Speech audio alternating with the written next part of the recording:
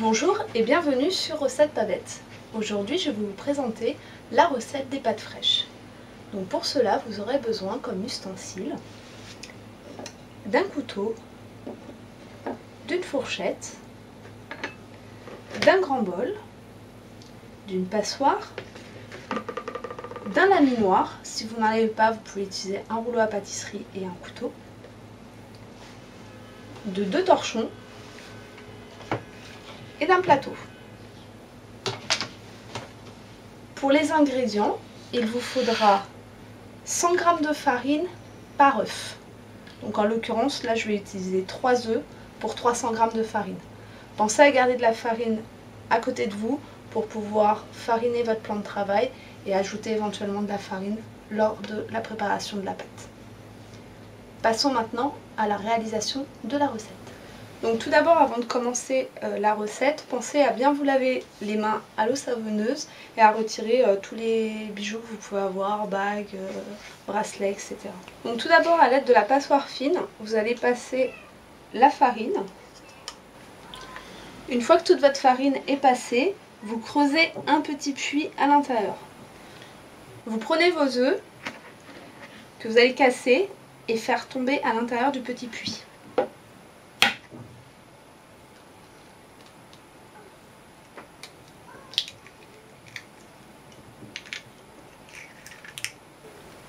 A l'aide de votre fourchette, vous allez commencer à mélanger les œufs à l'intérieur du puits en y introduisant doucement la farine.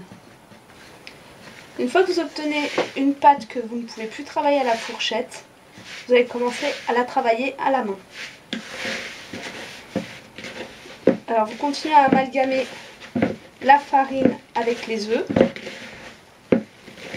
Donc une fois que vous obtenez une boule de pâte, vous allez pouvoir fariner votre plan de travail et commencer à travailler la pâte. Donc vous devez travailler votre pâte jusqu'à ce que celle-ci devienne bien élastique et que toute la farine soit bien amalgamée avec les œufs. Donc voilà, une fois que votre pâte est bien élastique et qu'elle ne colle plus du tout aux mains, vous en faites une petite boule que vous allez laisser reposer une trentaine de minutes enveloppée dans un torchon pour qu'elle se repose. Donc une fois les 30 minutes de repos passées, vous allez retravailler encore un peu la pâte. Donc vous n'hésitez pas à refaire un petit rouleau avec votre pâte. Puis à l'aide du couteau, vous allez couper plusieurs petits morceaux de pâte. Une fois que vous avez vos petits morceaux de pâte, vous en prenez un que vous allez écraser et passer une première fois dans votre laminoir.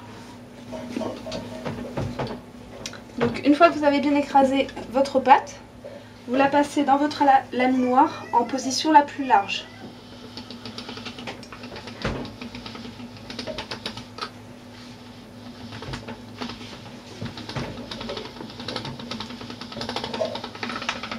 Et vous faites de même avec tous vos petits pâtons. Une fois que vous avez passé votre pâte une première fois dans le laminoir, vous allez replier en deux et la repasser de nouveau.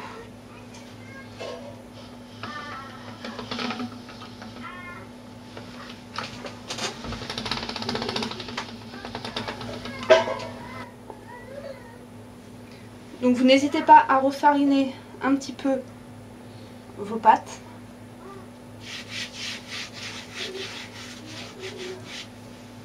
Puis vous descendez d'un cran votre laminoir et vous passez de nouveau votre pâte. Une fois que vous avez mis un niveau plus serré, vous repassez la totalité de votre pâte. Et vous procédez ainsi jusqu'à ce que la pâte soit la plus fine possible. Alors si jamais votre pâte devient un petit peu trop longue pour passer dans le laminoir, vous pouvez la couper en deux à l'aide de votre couteau afin de faciliter son passage. Donc une fois que vous avez passé votre pâte dans le dernier niveau du laminoir, vous prenez votre plateau et votre torchon que vous allez fariner et commencer à couper les tagliatelles. Alors vous prenez votre feuille de pâte que vous allez mettre dans le rouleau tagliatelle. Si vous trouvez que votre pâte est trop longue, vous pouvez éventuellement la recouper.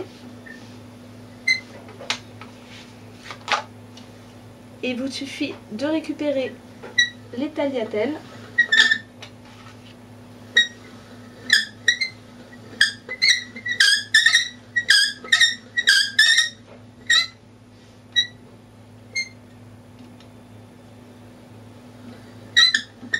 comme ceci. Et vous les placez sur votre plateau avec la farine.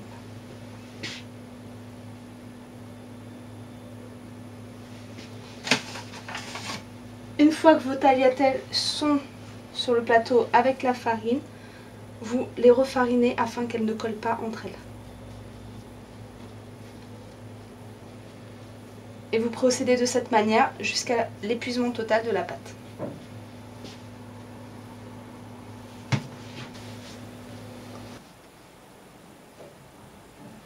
Donc voilà, vos pâtes fraîches sont prêtes. Donc vous pouvez soit les laisser sécher pour les consommer dans les 2-3 jours, soit les mettre au congélateur afin de les servir pour une prochaine fois, ou les cuire immédiatement. Donc pour cela, vous utilisez une grande casserole d'eau salée, vous les plongez à l'intérieur une fois que votre eau est à ébullition. Elles seront cuites quand elles remonteront à la surface. Comptez environ 2 à 5 minutes pour la cuisson. Pour les sortir de l'eau, il est préférable d'utiliser une fourchette en bois plutôt qu'une passoire. Je vous souhaite bon appétit et à bientôt sur Recette Pas Bête.